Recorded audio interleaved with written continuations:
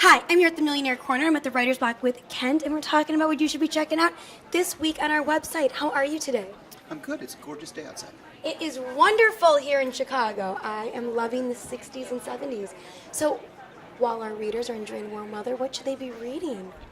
My sports blog today is about the fact that Kevin Costner has a new movie out called Draft Day, which is a sports movie.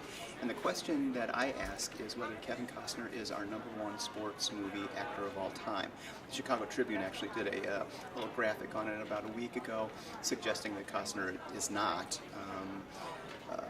Robert De Niro was one of the suggestions. Gene Hackman, Denzel Washington have all been on a lot of sports movies, but Kevin Costner has been in numerous ones, some of the most iconic sports films of all time, Field of Dreams and Bull Durham. And I actually had the pleasure of interviewing Kevin Costner once and told him I thought he was better known for his baseball movies than for his westerns, and he didn't like that at all. So that's the story. It's a question. Actually, it's a question story. I'm asking readers who they think the #1 sports movie actor of all time is.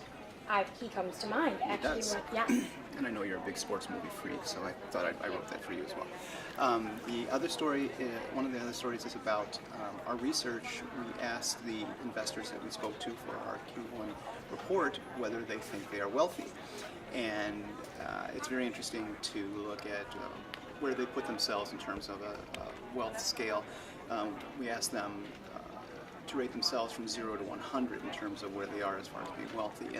And it's amazing that even those are ultra high net worth investors, those with a net worth between $5 and $25 million, don't put themselves up at the 100 level. They put themselves around 70.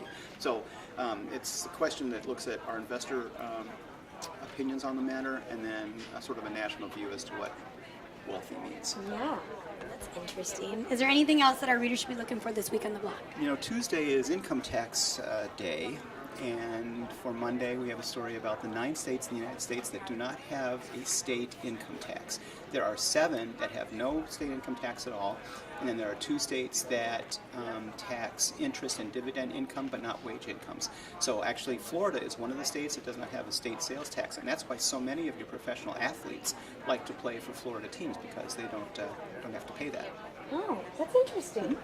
All right, well, these are going to be some great stories. How's it going today, Donald? Well, spring is in the air. Yes, it is. So what should our readers be looking for? Well, timing is everything. My blog this week was about David Letterman's retirement and who might replace him. Lo and behold, just the day after, they announced Stephen Colbert. So that was a nice surprise. Mm-hmm. But my blog talks about David Letterman's legacy in late night, and some of my hopes for the next incarnation. Whatever Stephen Colbert does, I just pray that he keeps the tradition of inviting Darlene Love to sing at the annual Christmas show. She sings, Christmas, Baby Please Come Home every year, and I wait for it all year round. So I don't care what Colbert does, just as long as he keeps inviting back Darlene Love. All right, good. I hope he does too. Okay. Other stories up. American workers, there's a new survey that American workers are becoming more proactive, getting more engaged with their finances, and taking a look at their financial situations. That's a good thing. The bad thing is they're not liking what they're seeing. You know, it's like 4 in 10 of American workers are wondering whether they are saving enough to be able to reach their financial goals. So we have a story about that. We have another story about affluent investors and which online deal sites they use. And of course, spoiler alert, Groupon is #1, but we take a look at who among the affluent is most likely to use the daily deal services. I bet we'd be surprised. Of the, is it the young, is it the wealthiest, is it the least wealthy?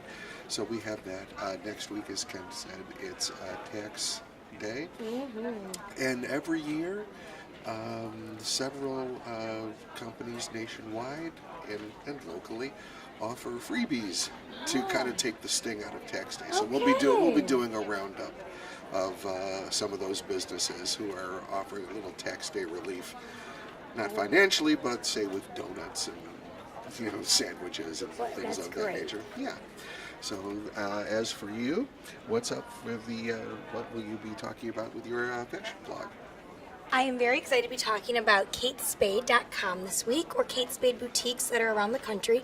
I went in there for their friends and family, and I shopped their sale rack, and I show you how you can shop couture and end up spending about the same that you would at, a regular department store, or even stores that you think that you're getting a bargain at.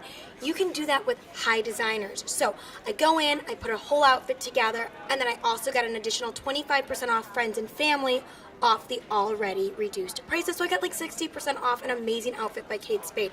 So I show you how to do that, and all the items are still up. Friends and family is over, but I show you how you can get an extra 15% off by signing up for email. So stop by my blog this Monday to see how you can shop like a fashionista as well. I'm Heather Kiley. Thanks so much for stopping by.